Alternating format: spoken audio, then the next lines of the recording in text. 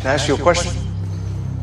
Hell, you got to ask me, Mr. Stewiggy, the one you got the questions for. How come you ain't never liked me? Like you? Who the hell said I got to like you? What law is there say I got to like you? Want to stand up in front of my face and ask a damn fool-ass question like that? Talking about liking somebody. Come here, boy, when I talk to you. Straighten up, goddammit. I asked you a question. What law is there say I got to like you? No. All right then. Don't you eat every day?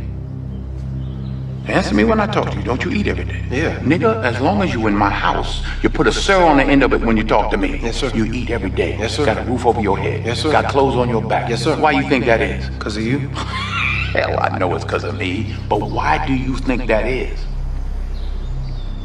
Because you like me? Like you. I go out of here every morning. I bust my butt putting up with them crackers every day because I like you. You're about the biggest fool I ever saw. It's my job. It's my responsibility. A man is supposed to take care of his family. You live in my house, fill your belly with my food, put your behind on my bed because you're my son. Not because I like you, because it's my duty to take care of you. I owe a responsibility to you. Now let's get this straight right here and now before I go along any further. I ain't got to like you. Mr. Rand don't give me my money come payday cause he like me. He give it to me cause he owe me. Now I don't give you everything I got to give you. I give you your life. Me and your mama worked that out between us, and liking your black ass wasn't part of the bargain. Now don't you go through life worrying about whether somebody like you or not. You best be making sure they're doing right by you. You understand what I'm saying? Yes, then get the hell out of my face and get on down to that A&P.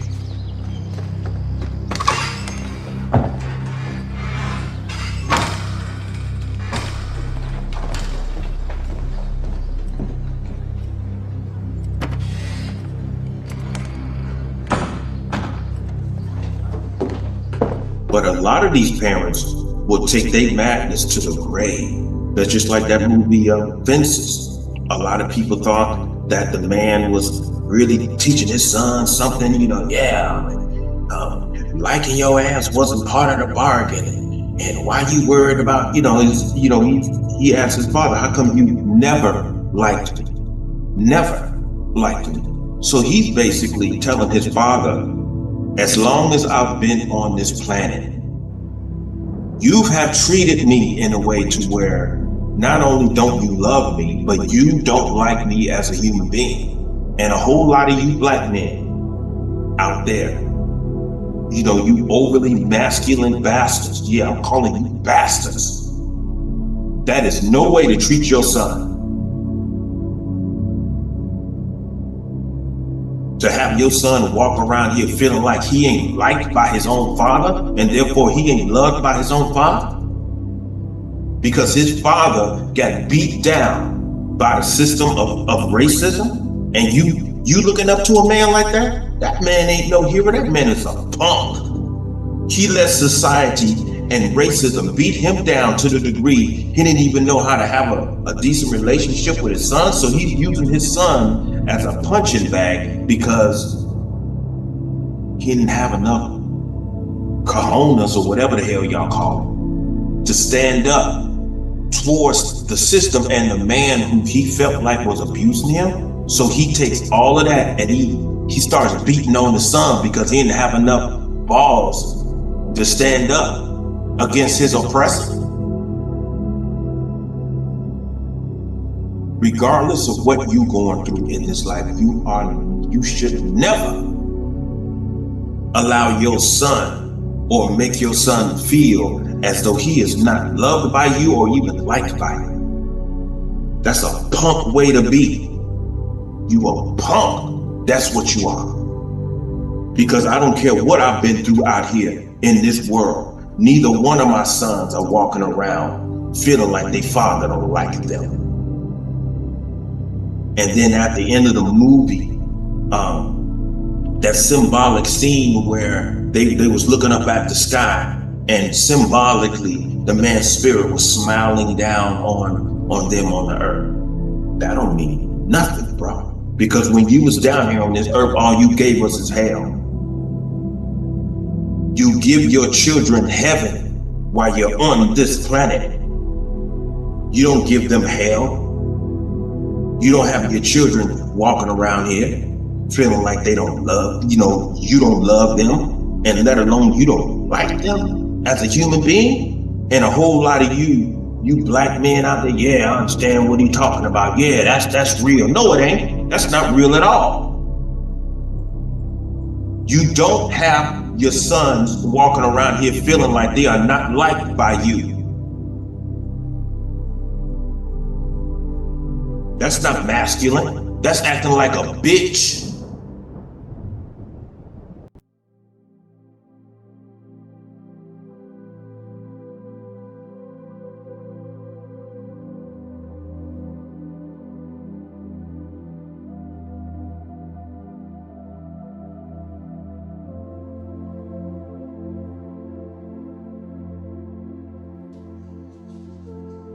Looks like I'm going to have to kind of go over this whole create no monsters issue. The video that's been up, I would say the past almost 2 weeks. A whole lot of brothers been talking about it, putting their shares on their take on it. You gotta excuse me. I just came back. I just came in from Arizona, but it was one brother who asked me while I was out of town. He asked me. He said, "Dave, do you think that what the character was displaying in the movie, in terms of the movie Fence with Denzel Washington, do you think that what he was displaying was a form of tough love?" A lot of people, I've heard when the movie came out, a lot of people got caught up in the common platitude, tough love. But what a lot of people are going to have to come to understand is that the whole implication or concept of tough love, it derives from having to deal with children that are rebellious. And so you have to get tough on them because you love them so much and you want them to go in the right direction. And sometimes you have to become, I would say, from being assertive to where it intensifies to the degree to where you have to become aggressive because of the strength behind the rebellion of the child's zeal to rebel against what is perceived as righteous principle coming from the parent in terms of training them in the right way that they should go. Now, if that child is not causing any problems and that parent feels as though I have to be tough on him when that child is not displaying any characteristical attributes and opposing what the parent is suggesting to the child, then there's no need to be tough towards this child. But if you choose to become aggressive towards that child simply because your dad was aggressive towards you because of your rebellion, simply because you rebelled and your father had to demonstrate tough love towards you, and then you give birth to a child that is not opposing your righteous principles or your sound direction in their life, and simply because you caused problems in the past for your father, you become blessed with a child that's not giving you any problems, and yet still because of what you caused yourself to suffer by way of your father having to escalate to the level of tough love on you. And so you're gonna be tough on your child when your child is not doing anything to spark tough love on you and you execute it anyway, it's called abuse. Now, if you look in the movie, that young man, he wasn't rebellious. He had ambition to do what he felt was good for his life. And I didn't really see a problem with him having a strong desire to play football simply because he knew that he was good at it. And that desire to play football, he got from his father. And so simply because his father failed at accomplishing his personal goal on being a football player, he felt as though his son would experience the same things that he experienced, which was a strong possibility. And so he wanted his son to do otherwise. Now, you could see it in the way that that character seen it, or you can get behind your son, okay, and explain to him what to look out for in his same desire to go down the same path that you wanted to go down, simply because you understand the reason why you didn't make it to that point, by you understanding why. And if you see your son wanting to go down that same path, then it means that you have the enlightenment to see to it that he does be successful going down that same path that you desired to go down, but you failed. And due to the fact, as I said before, now that you know why you failed, you can pass that enlightenment on to your son by him going down that same path. You know what caused you to fail. And so if you see your son going down that same path, you know what's ahead of him, and you can teach him how to get around those things. But what you were dealing with was a man, as I said before, who was destroyed by the system of racism, economic racism. He had a son who didn't need what is called tough love, and I can relate to that as well. Because when I was coming up in Chicago, south side of Chicago, I didn't drink, I didn't smoke, I didn't gangbang, I didn't rob anybody, I didn't do anything. I did absolutely nothing. I was a non-conforming when I was coming up in Chicago. However, my dad treated me like I was the worst criminal. He treated me as though I was a drug addict. He treated me as though I was an alcoholic. He treated me as though I was a robber, a gangbanger, a drug seller, a drug user, and I didn't do any of those things. I'm 60 years old today, and I don't have a police record. And I've always lived within the environment of hostile cities like Chicago, and the this where I'm living now is Las Vegas, where there's all levels of temptation consistently about me. When I was in Atlanta, when I was being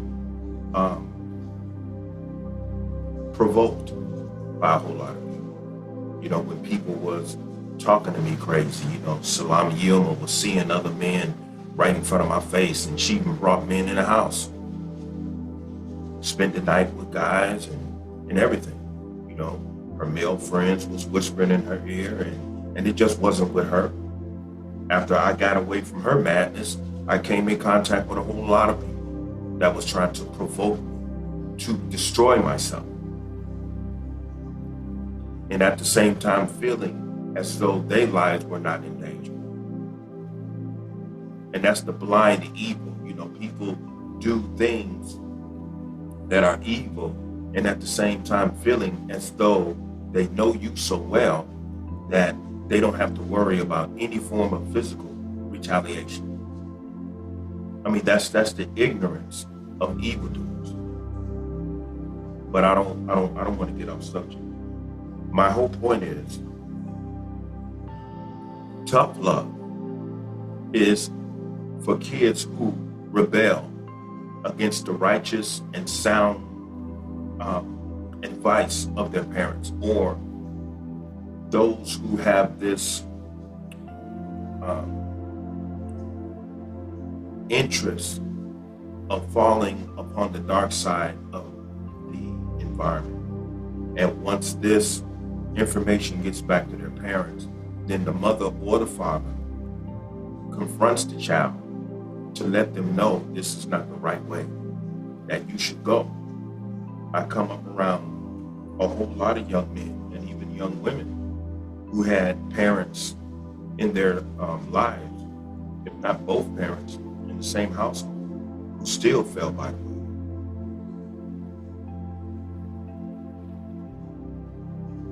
So,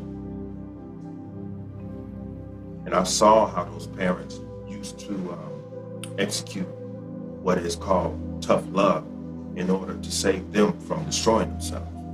But in this particular case, in terms of this movie, his son didn't need tough love. He was just dealing with a father who was destroyed, like I say, by systematic racism in the economic field. And he didn't have enough courage, or like I say, spine, to stand up to his employer and demand that his employer address him respectfully and to respect him as a man and as a human being.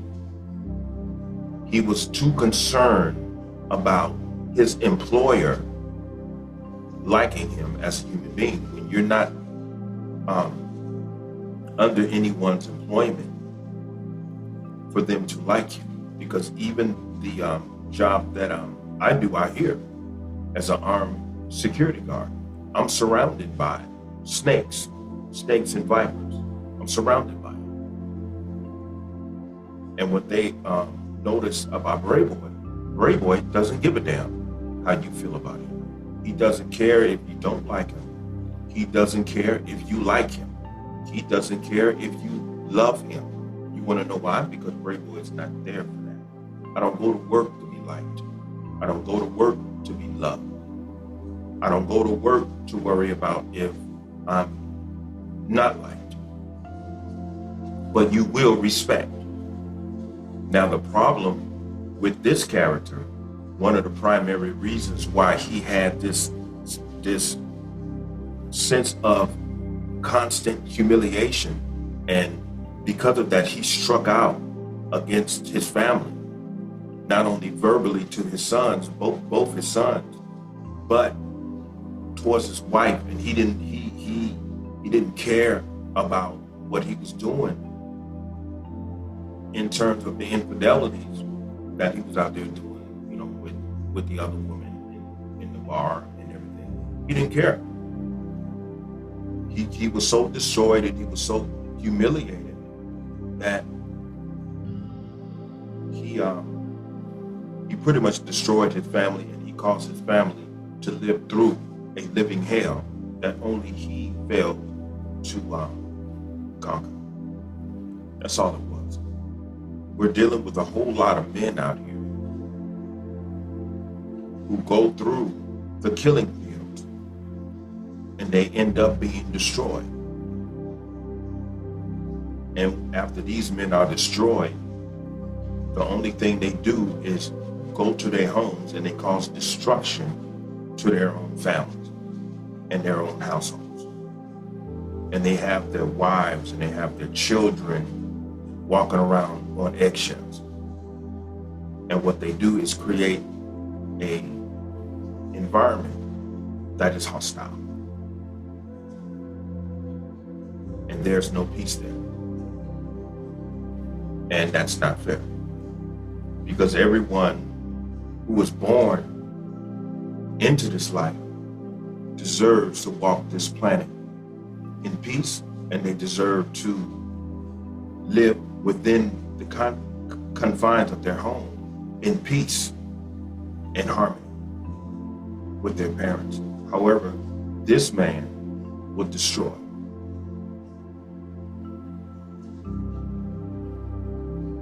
And even his eldest son, yeah, he had got himself in trouble.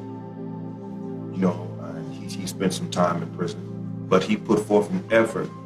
He was trying to get his life together. And he didn't have any confidence in his son. I mean, even when his son came and asked him to borrow some money. Oh, you're not gonna pay me the money back. I'm gonna give you this money, and you know, you're not gonna pay it back. He didn't have any confidence in his son. No confidence at all. And his son really needed the money. You know, he's trying to convince him, I'm gonna get the money back and everything. And then when he tried to give the money back, he's down, no, don't worry about it. Ego. He couldn't face himself. His son showed him otherwise, and he couldn't take the fact that he was wrong about his son. And therefore he was wrong towards his son. And even his youngest son. The man was a living hell. He was a living hell because he was destroyed. He allowed himself to be destroyed. He didn't have enough self-respect for himself to demand respect from his employer.